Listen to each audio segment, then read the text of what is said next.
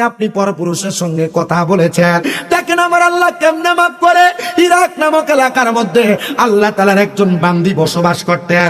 যেই মহিলাটার কাম ছিল এলাকার মধ্যে বেহায়াপনা করা, টাকার বিনিময়ে দেহ ব্যবসা করা, দেহ বেচা কিনা করা।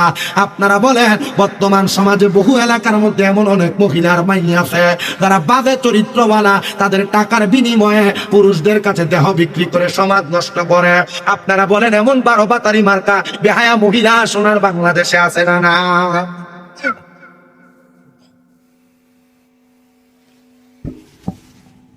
ইরাকের ওই মহিলার কাম ছিল দেহ ব্যবসা করা, পুরুষদের কাছে তার দেহ বিলিয়ে দিত টাকার বিনিময়ে। তো এলাকার বড় আলেম, এলাকার বড় মুহাদ্দিস, এলাকার বড় মুফতি, এলাকার বড় হুজুর, ওনার কাছে বিচার গেছে। হুজুর খবর কি জানেন? বলে কি খবর বাবা?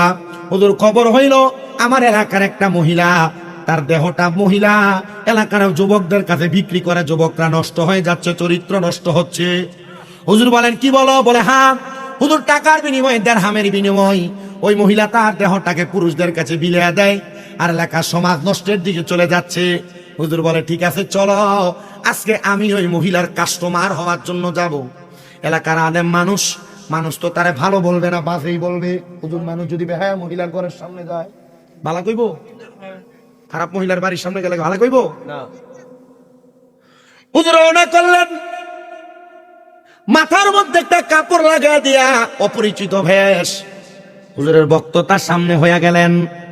বক্ত ঘরের মধ্যে প্রবেশ করে ডাক দিয়া কয়ে, মহিলা আমার সাথে আমার একজন উস্তাদ আসছেন, যিনি আজকে সারা রাত্রের জন্য তোমাকে বুকিং দিয়ে তার ঘরের মধ্যে বা তোমার ঘরের মধ্যে তারা রাখবে। মহিলা ডাক দিয়া বলেন, তোমার উস্তাদ কি জানে আমাকে তার কাছে সারা রাত্রির জন্য রাখলে আমাকে অনেক টাকা পরিমাণ, সম পরিমাণ অনেক টাকা পয়সা দেওয়া লাগবে? বলে হ্যাঁ জানে। বলে ঠিক আছে যাও, তোমার উস্তাদকে আমার ঘরের দরজায় নিয়ে আসো। বলে তিনি দাঁড়ানো।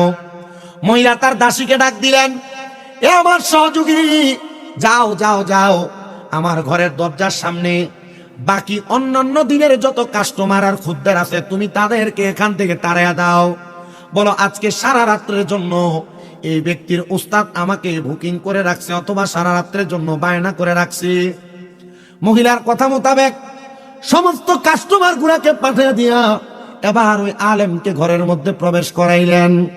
আলেম বলে, এ মহিলা, আমি তো আজকে সারা রাত্রির জন্য তোমাকে আমার জন্য বুলন্দ আর বরাদ্দ করেছি, তুমি জানো? বলে হ্যাঁ। তাহলে তুমি আমারে বলো, আমি যা বলবো তুমি কি আমার কথা মোতাবেক সব কাজ করবে? মহিলার কাজ খারাপ কাজ করা, বাজে কাজ করা। মহিলা তার কথার জবাব দেয়, হ্যাঁ, যেহেতু আপনি আমাকে সারা রাত্রির জন্য আপনি আমাকে বরাদ্দ করে রেখেছেন, তাহলে আপনি যেমন বলবেন আমি তেমন ভাবে আমার রাত্রিটা কাটাইব। হুজুর ডাক দিয়ে বলেন, এ মহিলা শোনো গো, আমি তোমারে বললাম তুমি কি ইসলামের প্রথম ধারাবাহিক যে কৃতকার্য ওযু করা, পবিত্রতা অর্জন করা, তুমি কি জানো? মহিলা চোখগুলা বড় করে ফেললেন আর ডাক দিয়ে বললেন, হুজুর কি বলেন? বলে হ্যাঁ, তুমি যাও তাড়াতাড়ি ওযু বানাও, সুন্দর পবিত্র একটা পোশাক লাগাও। মহিলা অবাক হইলেন না, অবাক হয়ে গেলেন। কিন্তু মহিলা চিন্তিত হইয়া চিন্তা করতেছেন, অন্য পুরুষরা তাদের টাকার বিনিময়ে আমার দেহ ভোগ করে, কিন্তু এই আলেম আমার ঘরের মধ্যে আগমন করলেন, সে আমাকে সারা রাত্রির জন্য বরাদ্দ করে রাখছেন, বুকিং করে রাখছেন, কিন্তু আমি তো তাকে ওয়াদা করেছি সে আমার যেভাবে চাইবে আমাকে সেভাবে রাত্রি যাপন করাইতে পারবে। মহিলা ডাক দিয়ে কয়, হুজুর আপনার কথা আমি মানতে শিরোধার্য। মহিলার সাথে সাথে চলে গেলেন ওযু করার জন্য।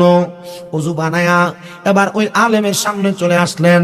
আলেম ওনার ঘাট থেকে ওনার রুমালটা বের করে মহিলাকে বিছিয়ে দিলেন। এ মহিলা, তুমি কি তোমার জীবনে কোনোদিন নামাজ পড়েছো? ডাক দিয়া কয়, আমার জীবনের প্রথম শুরুর অংশে আমি নামাজ আদায় করেছি। যাও ওই নামাজের মুসল্লাতে দাঁড়াও, তারে আমার আল্লাহর কাছে 2 রাকাত নামাজ পড়ো, 2 রাকাত নামাজ আদায় করে আমার আল্লাহ তাআলারে প্রশ্ন করো, আল্লাহ গো, আমি যে দুনিয়াতে এই কর্মগুলা করতেছি আপনি কি আমার এই কর্মগুলা ক্ষমা করবেন কিনা? আপনি আমার এই কর্মগুলা মাফ করবেন কিনা? মহিলা বলেন, আমি 2 রাকাত নামাজ আদায় করলাম হুজুরের কথা মোতাবেক। নামাজ আদায় কইরাম আমি আল্লাহর কাছে কাঁদতে লাগলাম, আল্লাহ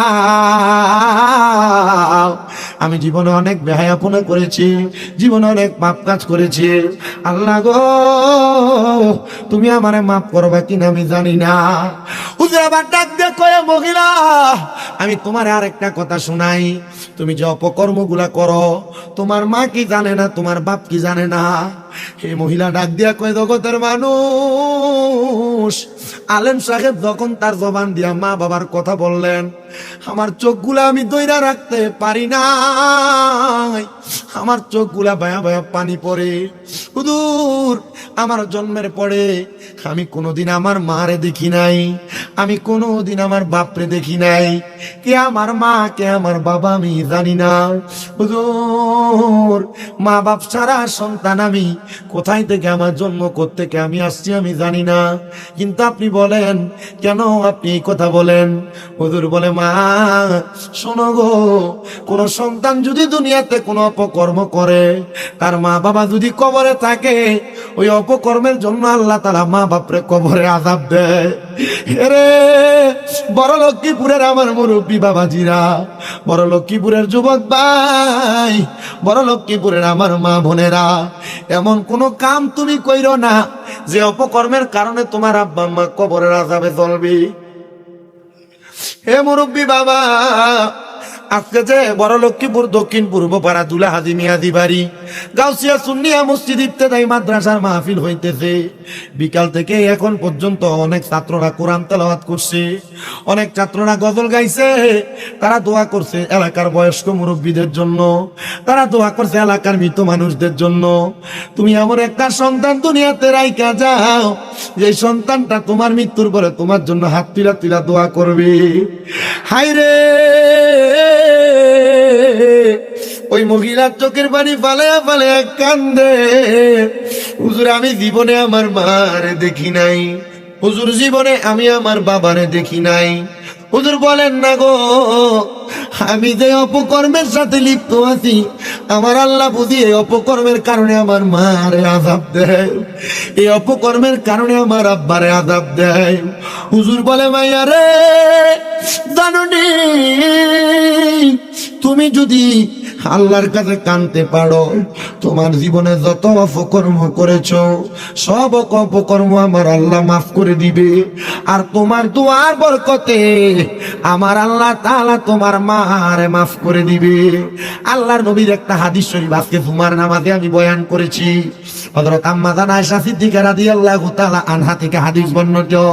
তিনি বলেন, আমার নবীর কাছে একজন মহিলা আসলেন কান্না করতে করতে, ইয়া রাসূলুল্লাহ, ইয়া হাবিবাল্লাহ, নবী গো, আমার মা অসুস্থ অবস্থায় মারা গেছে, আমার মা মারা যাওয়ার সময় জবানটা বন্ধ হয়ে গেছিল গো নবী, নবী গো, আমার মনে হয় আমার মার যদি জবান থাকতো, আমার মা ইন্তেকালের আগে তার সম্পদ থেকে কোনো কিছু সদকা করে যাইতো। নবী গো, আমার মা যে মারা গেছে, আমি কি আমার মায়ের পক্ষ থেকে কোনো কিছু সদকা করতে পারবো? আমার নবী কয়, হ্যাঁ, তোমার মায়ের পক্ষ থেকে যদি তুমি সদকা করো, আল্লাহ তাআলা তোমার মারে মাফ করে দিবে। ওই মহিলার সাথে সাথে সে সদকা করার জন্য নিয়ত করলো, ইয়া রাসূলুল্লাহ, আমি আমার মায়ের নামের উপরে আল্লাহর রাস্তায় আমি সুন্দর করে একটা বড় একটা কূপ কাটাইলাম, কূপ, আপনি সাক্ষী থাকেন নবী, আমি এই কূপটা আমার মায়ের জন্য আল্লাহর রাস্তায় দিয়ে দিছি। আমার নবী বলেন, আল্লাহ তোমার দান কবুল করো। ওই মহিলা পরের দিন কান্না করতে করতে আমার নবীর কাছে এসে ডাক দিয়া কয়, নবী গো, আমি স্বপ্ন দেখছি আমার মা জান্নাতের মধ্যে একটা পাত্রের মধ্যে করে আনকমন একটা পানি পান করতেছে। আমি জিজ্ঞাইলাম, মা আপনি যে পানিটা পান করতেছেন এটা কিসের পানি? আমার মা বলেছে, গো এ আমার কন্যা সন্তান, এটা হইল আমার আল্লাহ তাআলার পক্ষ থেকে দেওয়া সারাবাং তাহুরা পবিত্র পানি। জিজ্ঞাইলাম, মা এই পানি আপনি কেমনে পান করলেন আর পাইলেন কই? আমার মা আমার জবাব দিতে, রে মা, তুমি যে আমি মারে মোহাব্বত করে একটা পানির কূপ তৈরি করে দিছ, আমার আল্লাহ তাআলা আমি মারে জান্নাতের ভিতরে এমন সুন্দর পানি ওইটার বদৌলতে দান করে দিছে। ওই বাজে মহিলা, দেহ ব্যবসায়ী মহিলা হুজুরকে বললেন, হুজুর তাইলে আমি আমার মার জন্য আর বাবার জন্য কান্না করে দোয়া করব। বলে, ঠিক আছে, সকাল হওয়ার আগ পর্যন্ত তুমি কান্না করো, 2 রাকাত নামাজ পড়বা, নামাজ পড়ে আল্লাহর কাছে কানবা। হুজুর ঘর থেকে বের হয়ে গেছে। সকালবেলা এলাকাতে আওয়াজ হয়েছে, এই এলাকার মানুষ খবর পাইছো? এলাকার যে মহিলা অপকর্ম করতো, বেশ্যা ছিল, এ মহিলা দেহ ব্যবসায়ী, মহিলা ইন্তেকাল করছে, চলো আমরা এলাকার কোন মানুষ তার জানাজা পড়বো না, কারণ এই মহিলা বাজে মহিলা ছিল। হুজুর খবর পাইলেন, খবর পেয়ে দৌড়ে ওই মহিলার বাড়ির সামনে যায় মহিলার দাসী আর বান্দিটারে প্রশ্ন করে, দাসী তোমার এই মহিলা কেমনে মারা গেল? দাসী ডাক দিয়া কই, হুজুর আমার এই মহিলা, আমার মনিব, আমার মালিক কেমনে মরছে জানেন? আমি প্রতিদিন সকালবেলা আমার মনিবের বাড়িতে আসতাম, তার জন্য সুন্দর সুন্দর খাবার আমি রেডি করতাম, তারপর আমি তারে ঘুম থেকে জাগ্রত করতাম, আমি তার জন্য ভালো খাবার বানায়াম, সুন্দর কইরা গরম পানি রেডি করতাম সে গোসল করার জন্য, শরীরকে সুগন্ধি যুক্ত করার জন্য তার জন্য আমি সুগন্ধি রেডি করে রাখতাম। আমি প্রত্যেক দিনের ন্যায় আমার মালিকের জন্য খাবার বানায়া গরম পানি রেডি কইরা সুগন্ধি রেডি করে আমি আমার মালিকের ঘরে গেলাম। হুজুর আমি অন্যদিন যা দেখতাম আমার মনিব ওই মহিলাটার গায়ে কোনো জামা কাপড় থাকতো না, উলঙ্গ অবস্থায় খাটের মধ্যে শুয়ে থাকতো। হুজুর অন্য দিনের মতো আমি আজকে দেখি নাই, আমি আজকে আইসা দেখছি আমার মালিক ওই মহিলাটা তার খাটের মধ্যে নাই, সাদা একটা বিছানার মধ্যে, সাদা একটা রুমালের মধ্যে আমার মালিক সেজদার মধ্যে পড়া রইছে। হুজুর তো জানে এটা হুজুরেরই কাম ছিল, হুজুর নিজে তার কাঁধে রুমালটা দিয়ে আসছিল ওই মহিলাকে। ওই কাজের মহিলা কই, হুজুর আমি আমার মনিবকে একবার না দুইবার না বারবার ডাক দিছি, ও মনিব উঠেন না গো, কিন্তু আমার ডাকে আমার মনিব সাড়া দেয় নাই। আমি আমার মনিবটারে যখন তার ডান ঘাটটার মধ্যে এভাবে ধরে আমি লাড়া দিয়া ডাক দিছি, আমি দেখছি মহিলাটা বাম দিকে কাইতইয়া পইরা গেছে। আমি জিগাইলাম, রে তাই মহিলা তার দেহ দিয়ে এলাকার প্রত্যেকটা যুবক, প্রত্যেকটা মানুষকে পাগল করে রাখছে, এই মহিলার দেহটা নিতর হইয়া পইরা রইছে, আমরা তার জানাজার নামাজও পড়বো না, এটা হতে পারে না। আরে কাজের মহিলাটা কান্দে, হুজুর তারে কি কেউ জানাজা পড়াবে না? হুজুর বলে, আমি এলাকার সব মানুষের ডাক দিলাম, চলো আমরা একসাথে তার জানাজার নামাজটা আদায় করি। কেউ আসে না, কেউ আসে না। যখন কেউ আসে না, হুজুর বলে, আমি একা একা একটা কবর খুঁজছি, আমি কবরটা খুইরাম যে তো কেউ তার জানাজা পড়ে না, আমি তারা একা একা কবরের মধ্যে নামাইছি, নামাইয়া তারে মাটি দিয়া দাফন কইরা ফেলছি। আর আল্লাহর কাছে কাঁদছি, আল্লাহ তুমি তো অন্তর্যামী, তুমি গুনাহ ক্ষমাকারী, আল্লাহ তুমি তোমার বান্দিরে মাফ করে দাও। হুজুর বলে, আমি একা একা তারে মাটি দিয়া দাফন কইরা আমি যখন চলে গেছি, আমি আমার মসজিদের মধ্যে নামাজ আদায় করি, এলাকার মানুষ আমারে বাজে বাজে কথা বলি, এলাকার মানুষ আমারে মন্দ মন্দ কথা বলি।